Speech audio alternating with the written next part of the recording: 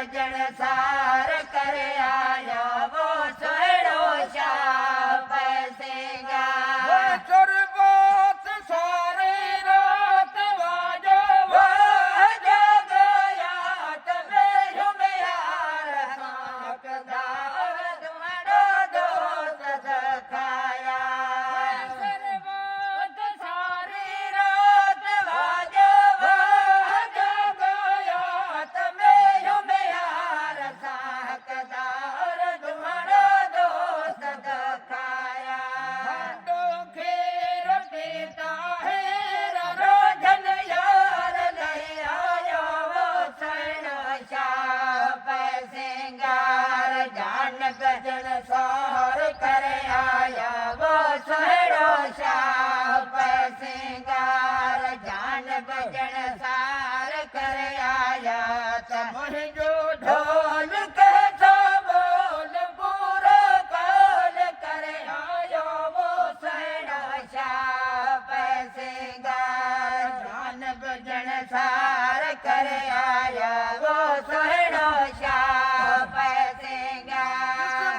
चोल वह गुणवान माँ घर घाट भले आयो तबे दड़ी हाथ कदमन माथ रंगड़ो राजन लाया वह गुणवान माँ घर घाट भले आया तब दड़ी हाथ कदमन माथ रंगड़ो राजन लाया तगड़ा छाट छापर भात बगड़ा वेश कर आया वो सैनो शाह पैसेंगार जान बजन सार कर आया वो सैनो शाह पैसेंगार जान बजन सार कर आया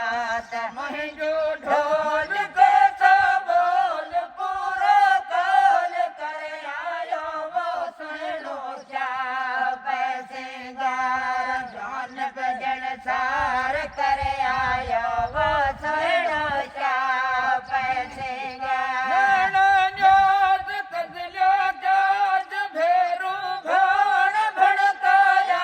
तब बड़ा बार चमकेदार छोड़े यार छणकाया न्याज कजलो जाज भेरू भोण भड़काया तब बड़ा बार चमकेदार छोड़े यार छणकाया हुसन जो हार पाए सरदार बग बहार ले आयो वो सैनो शाह पैसेंगार जान बजन सार कर आया वो सैनो शाह पैसेंगार जान बजन सार कर आया तब मुझो ढोल के सो बोल पूरा काल कर आयो वो सैनो शाह पैसेंगार जान बजन सार कर आया वो सैनो शाह पैसेंगार